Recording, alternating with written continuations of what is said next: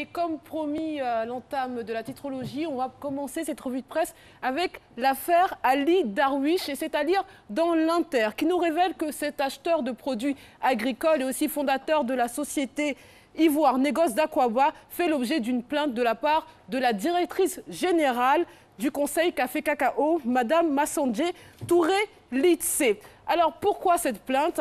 À cause d'arriérés de paiement sur les livraisons des livraisons à crédit de cacao ayant entraîné des manifestations sur la voie publique. Et c'était donc le 23 janvier dernier que plusieurs producteurs de cacao manifestaient contre une ardoise de 855 millions de francs CFA due donc par Ali Darwish.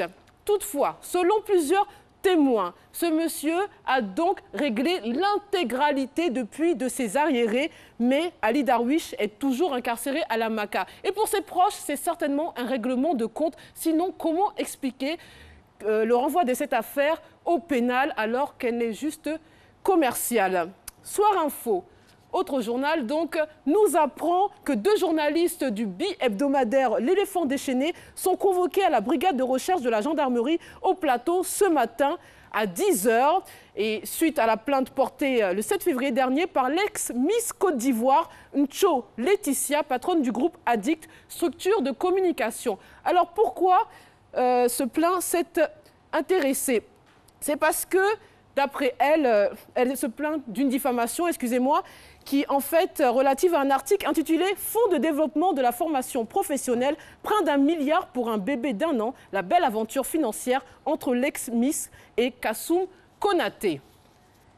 On poursuit avec l'Expression qui s'intéresse donc aux souscripteurs qui, pour des raisons indépendantes de leur volonté, n'ont pu s'inscrire sur les listes ouvertes par le comité de veille.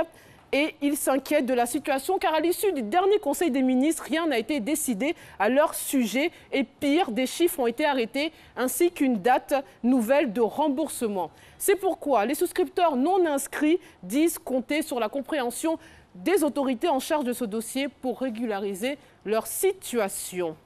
On va passer maintenant à Notre Voix qui révèle le bilan des activités pour l'exercice 2016 du centre social de Buyo. Et il en ressort que de nombreux cas de mariage forcé, d'agressions sexuelles et physiques ont été enregistrés. Selon Madame Kwame Amatiki, directrice du centre social, sa structure a identifié 392 orphelins et enfants rendus vulnérables par le sida, ainsi que 371 cas de filles mères. Et tout ce travail laborieux a été effectué dans des conditions difficiles, puisque le centre social souffre d'une insuffisance de personnel, de l'étroitesse de ses bureaux et bien sûr d'un manque de subventions. On poursuit avec Fraternité Matin qui nous relate une histoire de sorcellerie.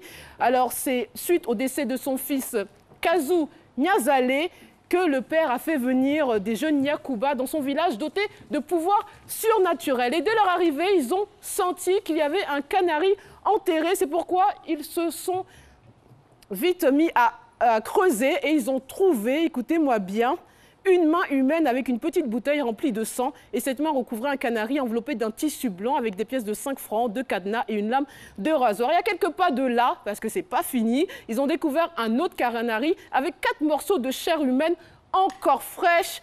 Et selon ces jeunes Yakuba, la main qui recouvre le canari emprisonne le bonheur des jeunes du village, qu'ils vivent sur place ou à l'étranger. On change totalement de sujet à l'occasion, bien sûr, de la célébration demain de la Journée internationale de la femme. Je vous propose des articles liés à la gente féminine.